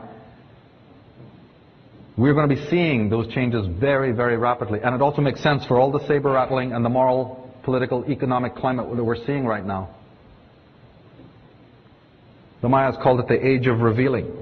At sunrise on December 21st, 2012, for the first time in 26,000 years, the sun rises to conjunct the intersection of the Milky Way and the plane of the ecliptic. Okay, this is astrological jargon. If you're not familiar, just bear with us. This cosmic cross is considered to be an embodiment of the sacred tree, the tree of life, a tree remembered in all the world's spiritual traditions. Some observers say this alignment with the heart of the galaxy in 2012 will open a channel for cosmic energy to flow through the Earth, cleansing it and all that dwells upon it, raising it all to a higher level of vibration. In 2012, the plane of the solar system will line up exactly with the plane of our galaxy, the Milky Way. This cycle has taken 26,000 years to complete. The alignment was recorded by the Maya, whose calendar was said to arise from a phenomena referred to as the sacred tree. Is it any accident that the greatest humanitarians who have walked very close to humanity and who have loved us and tried to teach us this, all of this methodology and this message of psychic cleaning and the great Armageddon, that their movies should come back into vogue exactly after these periods, at the equinoxes and the solstices of the world? Is there any accident why those movies work on many levels? And how many secrets we're being told there about the great Armageddon and the fighting between the forces of light and darkness? One of the most other important events, which even precedes the 2012 date, is the coming of the planet Pluto across into the galactic center. Astrologically, Pluto, the planet of destruction, or if you prefer, deconstruction, and radical change, will be crossing galactic center and channeling that energy from the central sun. All planets are like little lenses, right? It's not so much that the planet generates energy itself, it channels energy from what is known as galactic center, where all the spiritual energy comes. And the planets that move in front of that locus focus cosmic energy in different ways, just like you put different filters in front of the lights. Mercury has just been crossing the meridian. When Pluto crosses the meridian, and Pluto is the channeler for the galactic center's energy, you're going to feel it. Right? You don't feel the sun so much, and you don't feel the Mercury and the smaller planets. You're going to feel this. It takes about 250 years for Pluto to complete one circuit of the zodiac, or 12 signs. Pluto is presently approximately about 24 degrees of Sagittarius. When it moves into Capricorn, the sign of order and government, it brings cataclysmic upheavals and exposure of all corruption in order to restore harmony and a higher way of being. The individual lives will be dramatically transformed. Pluto brings in deep cleansing cycle to the psyche of human beings. From Robert Hand, the great philosopher, the great astrologer, he says the nature of Pluto is similar to that of the Hindu god Shiva. Pluto usually begins by breaking down a structure, then creates a new one in its place. The entire cycle of death, destruction, and renovation is accompanied by tremendous powers, for Pluto is not a mild or even very subtle planetary influence. It brings decay at one level or another. It also rules the death and regeneration of the self, as old aspects of your life pass away. Pluto does not represent death in the literal sense. Instead, it refers to a metaphorical death, something that just ceases to be. Well, that entity, that compulsion within the psyche that the planets represent, is moving into prime position. Now, the dark side, or the perverse manifestation, because every symbol, every planetary influence you see has a positive and a negative side. Its perverse manifestation is in the unhealthy obsessions with death, perverse sex, and with breaking taboos, etc. The media is co-opting this and is already serving this aspect. Those forensic shows, right? Digging up corpses, CSI, looking beneath the surface, you see, wondering how things tick, infatuation with the body and its biology, and corpses and rotting stuff. Something wrong with it. It's part of a Plutonic archetype. Those reality shows and TV shows, they're co-opting it. They're ahead of us, you see. They know what's coming. And they're warming us up with the new mythography. But basically, Pluto draws attention to all the unhealthy aspects of life, psychologically and socially. It brings upheaval and drags down the masks and deposes false icons and gods. All that exposure that's happening with Michael Jackson and Martha Stewart and whatnot. Why do you think that's happening? Because the masks are coming down. And it's going to shock both the antagonists and the protagonists. I assume you're protagonists. Well, I'm here to tell you that you better know what's going to be happening to those you have intimate connections with and intimate relationships and so on.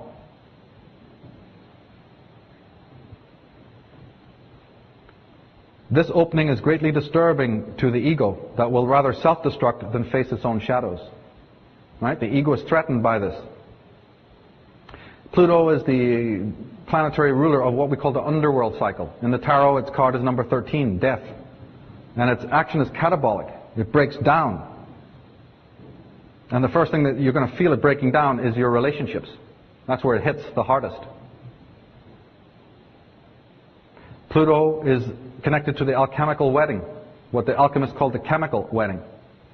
But what we don't read in all these flowery books about the chemical wedding is that one cannot achieve this elusive thing, the chemical wedding, without first experiencing a chemical divorce. One cannot attain the truth without first confronting and removing all that is false from the self. This action, ruled by Pluto, and in mythology we have Shiva, Durga, Kali, and Merlin, etc., representing that aspect, is deeply threatening to the ego of man, which wants to hold on to the status quo. Pluto, the dissolver, is closely associated with Uranus, the planet archetype of freedom, individuality, and rebellion. You know, the punk era and a lot of the countercultural bands and movements that have been happening since the 60s, that's ruled by Pluto and Uranus to expose corruption and show people how to be free and break the Saturnian patterns. Pluto and Uranus are already working to dissolve the common dependency-based relationships that men and women crave and which keep them estranged from selfhood and deep psychological maturation. Pluto is nature's hygienist, her psychic surgeon, which enters to rid us of all that is toxic, calcified, false, and unsustainable. It has to do this, because we've been taking for granted too many things. You know, when the safety net is removed from beneath your feet as you cross the tightrope, how reverently you now walk that tightrope that you took. Yeah. How reverently every step is taken. That's what's happening. The ladders are being pulled up on the middle class right now. Pluto in ancient world was actually Shiva. There's no difference. But what you haven't been told is that Shiva equals the Holy Spirit. My work goes into this. That they have their trinity of Brahma, Vishnu, and Shiva, right? God, Son, Holy Spirit. Well, Shiva is the part that corresponds in the Hindu trinity to the Holy Spirit. So it's coming in, ladies and gentlemen. It's not Pluto, some archetype, some planet you needn't worry about. There is a connection here to something incredibly important. Now, man's psyche is unclean. Everything is cleaned but not the human psyche. Man's relationships of the old Piscean, Saturnian type are chronically dependency-based. We are emotional and psychological prostitutes. Totally living on the surface of ourselves, projecting our own dark content externally onto others, and enslaving others to our needs and desires. And then we call this love. But it is the dark, secret love of the poets, and has nothing to do with freedom and advancement. The physical kind of prostitution, that's small potatoes. We are inherently dependent on others. I need you, you need me. We call that relationship today. We're living on the surface of ourselves, in the persona world, in the ego world. And all the dislikes that we have about ourselves and other people, we repress, as the psychologists have warned us. And it becomes the shadow. Well, Pluto is connected to the shadow. We don't need psychologists to tell us, though, that we have a Jekyll and a Hyde, and we have this personal shadow that we often project onto other people. The dark aspects of the personal psyche, which threaten the ego's autonomy, are repressed. They are also subconsciously projected onto others who become external representatives of our shadow self. This projection occurs as a compensation for the inner psychic tension we feel as a result of that repression. In severe cases, we also process this content through the field of others. And then there's also the collective psyche and its dark content, which is likewise projected. Right? You have your individual shadow. The world has its shadow that sometimes through history gets projected on others. What do we get when we don't cleanse the inner being then? Given that we do not do this shadow work,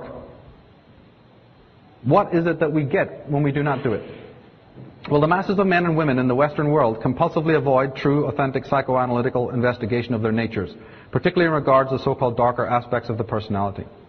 However, not dealing with the psyche at all proves systemically hazardous. Right? A compromise is required. Hence the proliferation of the New Age philosophy and movement together with its many permutations. Riddled with ego-customized shams and gimmicks, the application of its methods serve for the most part to merely bolster the failing ego and its drives. Being that dark and toxic within, we gave rise to the sadism of our world, and the masochism and the ecocide that it comes about in our world as the manifestation of rape and murder and cruelty towards others. But I am interested in cruelty towards others, yes. But I'm more interested in how we are cruel to ourselves. I'm not smart enough. We're not attractive enough. We're not tall enough. We're not thin enough. We're not rich enough. We're not social or active enough. We're not witty enough. I'm not still enough. I can't control my mind. I'm not in control enough. I'm not caring and I'm not giving enough. I'm not holy enough. I'm not perfect enough. We observe in this world, granted, we've got pretty good, at knowing and defining the cruelty to others. Thank God. We are extremely backward in noticing how we're just cruel to ourselves. Let's start observing that. Because if you're sadistic towards the self, which they call masochism, but it's really sadism to the self, you're inherently going to be sadistic to others. And we have this illusion of normalcy. When we say we desire to live in a peaceful, harmonious world and see beauty all around us, what we often really mean is that we wish we could edit out from our view that ugliness we don't want to see, and which disturbs our ego's image of perfection. We do anything to anesthetize ourselves from the pain of the real. So living in harmony doesn't mean not looking at the dirt. We all want to live forever, but no one wants to age. We want to know everything, but we don't want to open our minds. We want to avoid pain, but never find out why pain arises in our life. We all want freedom, but don't know what to do with it when we get it. Or we abuse it when we have it. We all want the light, but we're afraid of facing the dirt that the light might reveal. There's a couple of different actions that light has, don't forget. We want others to fill us, but we can't fill ourselves or another. We want to see reality as it really is, but don't want to see ourselves as we really are. As Vernon Howard, the great American philosopher, said, human sickness is so severe that few can bear to look at it, but those who do will become well. That requires a certain kind of courage, the courage you're all going to need in the next lot of years. Not to look out and worry about tyrants on Capitol Hill, but the tyrant within, the syzygy, the schizoid nature of your inner republic. Or all the knights sitting at your round table within? If they're not, then don't tell me about politics, and don't try to fix the outer ambiance. The magical tradition, which is another bequeathment of our ancient forefathers. Because that's actually my main work. Those who've been part of my online mystery school or taken my classes know that my work is mainly with the divination arts, tarot, astrology, Kabbalah, numerology. Why? Well, it's just like I talked about yoga a few minutes ago. These are the ways that our forefathers already created for us. We don't need to create anything new. They already did it. They created us the tools, the plutonic tools for helping to clean our psyche. I've just created another website. I'm so concerned, you see. I am very concerned about what's going to be happening in the next 7 years. There's movements and actions happening which is removing our power more and more every day. So we need to defend ourselves by bolstering our own defenses and empowering ourselves. The way to do that is through the magical arts.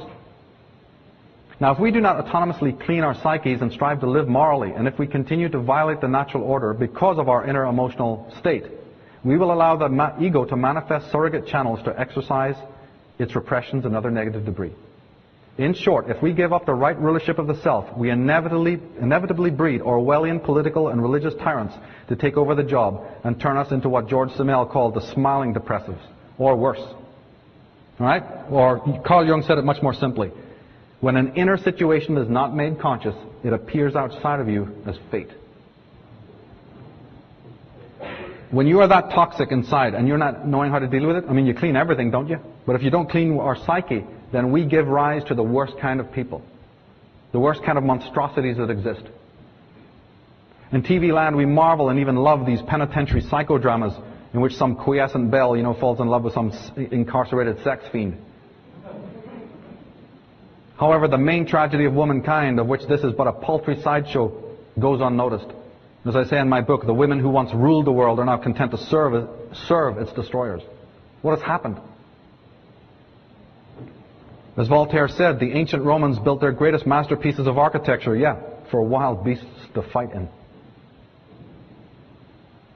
Now, having projected his anger onto the world, says the Course in Miracles, man sees vengeance about to strike at him, his own attacks thus perceived as self-defense. Get it? When fear unites with knowledge, says the ancient Maya books, terrible things are done. Well, Vico knew about it, Plato knew about it, that what happens in the psyche is, the cycles of the psyche manifest as the cycles of history. First you have chaos, then theocracy, then aristocracy, democracy, and then as the republics become imperial or tyrannous, they collapse and we're back to chaos again. But it's not historical cycles, it's articulated to our inner cycles.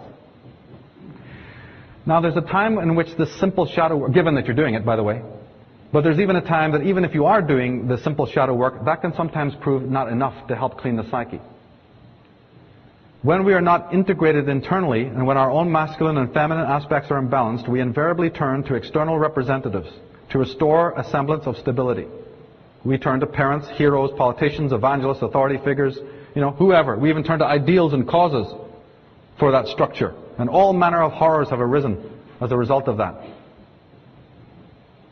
Now the approach of Pluto arouses fear, paranoia, and the whole cocktail of the darker toxic emotions. Subsequently, the individuals feel deeply insecure and as a result tend to cleave even more to these familiar Saturnian archetypes.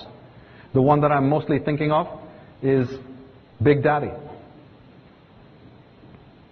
the male archetype.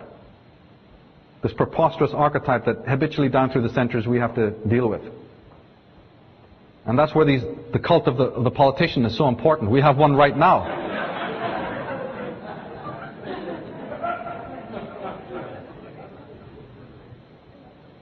Let's note, ladies and gentlemen, the language. We're told there's a war on terror. Well, maybe it's the English in me, but the word terrorist and the word terrorism are very different than the word terror. There is a war on terror, all right, but it's of a psychological nature rather than a political one. So when you find yourself in a climate of atrocity and terror, find out what's happening inside your own self that's causing that into existence. And we know, as we've been looking at it, that this archetype of the father figure is nothing more than a rescripting of the old God lie from Jehovah.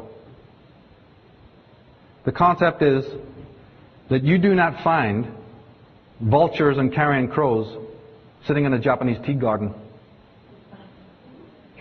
Right? Well, that's what these creatures are. So therefore, don't you see what they're doing? How wonderful to create an ambiance in the world full of mayhem, toxicity, cruelty, injustice. Because that's what they are inside. And you like your outward, you feel comfortable, don't you? In the ambiance that suits you. So a world of foment and all of us strangling and murdering each other. That's the world that they want to create for themselves. And America is very good at it. The normal round of warfare after World War II is a startling catalogue of atrocity. And archaeology supports the view that warfare is a development of only the past 10,000 years. The combined military expenditures of all the world's governments in 1987 were so large that all of the social programs of the United Nations could be financed for 300 years. And you're wondering why people are starving and we can't fix poverty.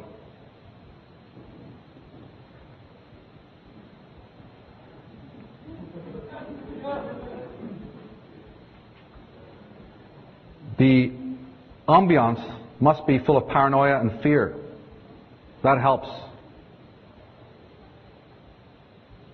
So, as Edward Griffin, one of the great American scholars into this subject, says, you deliberately create the problems and then offer only those solutions which result in the expansion of government. You create conditions so frightful at home and abroad that the abandonment of personal liberties and national sovereignty will appear as a reasonable price to pay in return for domestic tranquility and world peace. So, we don't have the order within, and we are looking to Big Daddy to bring it in. But Big Daddy's only too happy to do it, to create false nemesis and false heroes and create a whole culture of fear and paranoia, this way to the paranoid society. Because they will bring you, as the imagery shows you, they will bring you an order. They will bring you the New World Order. But it will be a certain kind of order. It will be the draconian or Orwellian order. As Orwell describes it, it's the boot stamping in the face of humanity forever. That'll be your order. The order of stand where you want, where you're told. vaccinations, injections, and mind control? Is that the kind of order we want because we're not psychically in tune inside? That we're hypnotized by these individuals who use these talismanic words and terms? Security, strength, a stronger America? Enemies, safety? It's like some crazy movie where they're promising us safety and then saying, yeah, we'll give you safety, we'll give you security, but we'll do it through war. We have to have a war. The war is the expatiation, the processing of all that toxicity, and we feel good about it. Bush's rating soared after the war was, initiated. Even though people said many hundreds of thousands of people might have to die. They said that's all right. His rating soared.